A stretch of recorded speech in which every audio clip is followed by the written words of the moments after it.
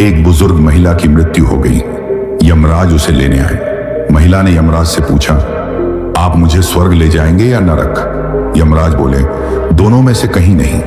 तुमने इस जन्म में बहुत ही अच्छे कर्म किए हैं, इसलिए मैं तुम्हें सीधे प्रभु के धाम ले जा रहा हूं। बुजुर्ग महिला खुश हो गई और बोली, धन्यवाद, पर मेरी आपसे एक विनती है। मैंने यहाँ धरती पर स्वर्ग और नरक के बारे में बहुत सुना है। मैं एक बार इन दोनों जगहों को देखना चाहती हूँ। यमराज बोले, तुम्हारे कर्म अच्छे हैं, इसलिए मैं तुम्हारी यह इच्छा पूरी करता हूँ। चलो, हम स्वर्ग और नरक के रास्ते से होते हुए प्रभु के धाम चलेंगे। दोनों चल पड़े। सबसे पहले नरक आया। नरक में बुजुर्ग महिला ने जोर जोर से लोगों के रोने की आवाज सुनी।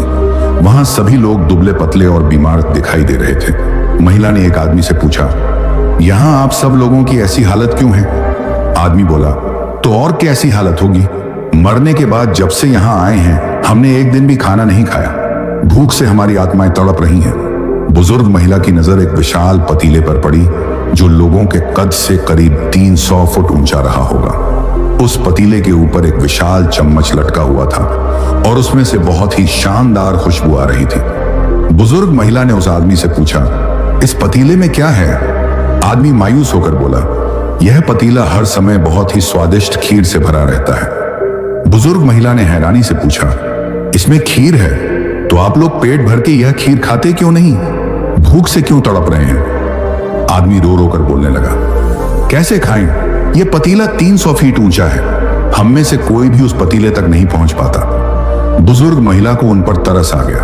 वह सोचने लगी कि बेचारे खीर का पतीला होते हुए भी भूख से बेहाल हैं। शायद ईश्वर ने इन्हें यही दंड दिया होगा। यमराज बुजुर्ग महिला से बोले, चलो, हमें देर हो रही है। दोनों चल पड़े। कुछ दूर चलने पर स्वर्ग आया। वहां बुजुर्ग महिला को सबके हंसने और खिलखिलाने की आवाज सुनाई दी। सब लोग बहुत खुश दिखाई दे रहे थे। उनको खुश देखकर बुजुर्ग महिला भी बहुत प्रसन्न हुई। पर स्वर्ग में भी बुजुर्ग महिला की नजर वैसे ही 300 फुट ऊंचे पतीले पर पड़ी जैसा नरक में था। उसके ऊपर भी वैसा ही चम्मच लटका हुआ था। बुजुर्ग महिला ने वहां के लोगों से पूछा, इस पतीले में क्या है? स्वर्ग के लोग बोले, इसमें बहुत स्वादिष्ट खीर है। बुजुर्ग महिला हैरान हो गई। उसने उनसे कहा, पर यह पतीला तो 300 फीट ऊंचा है। आप लोग तो इस तक पहुंच ही नहीं पाते होंगे। उस हिसाब से तो आप लोगों को खाना मिलता ही नहीं होगा और आप भूख से बेहाल होंगे। पर मुझे तो आप सभी इतने खुश लग रहे हैं, ऐसा कैसे? लोग बोले, हम तो सभी लोग इस पतीले में से पेट भर के खीर खाते हैं। महिला बोली, पर कैसे? पतीला तो बहुत ऊंचा है। लोग बोले, पतीला ऊंचा है तो क्या हो गया? यहाँ पर कितने सारे पेड़ हैं। ईश्वर ने ये पेड़ पौधे, नदी, झरने हम मनुष्यों के उपयोग के लिए ही तो बनाए हैं। हमने इन पेड़ों की लकड़ी ली, उसे काटा और फिर टुकड़ों को जोड़कर एक विशाल सीढ़ी का निर्माण किया। उस लकड़ी की सीढ़ी के सहारे हम पतीले तक पहुंचते हैं और सब मिलकर खीर का आनंद लेते हैं। बुजुर्ग महिला यमराज की तरफ देखने लगी।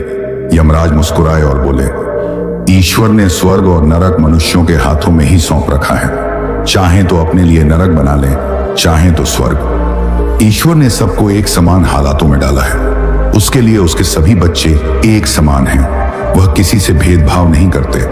वहां नरक में भी पेड़ पौधे सब थे, पर वे लोग आलसी हैं।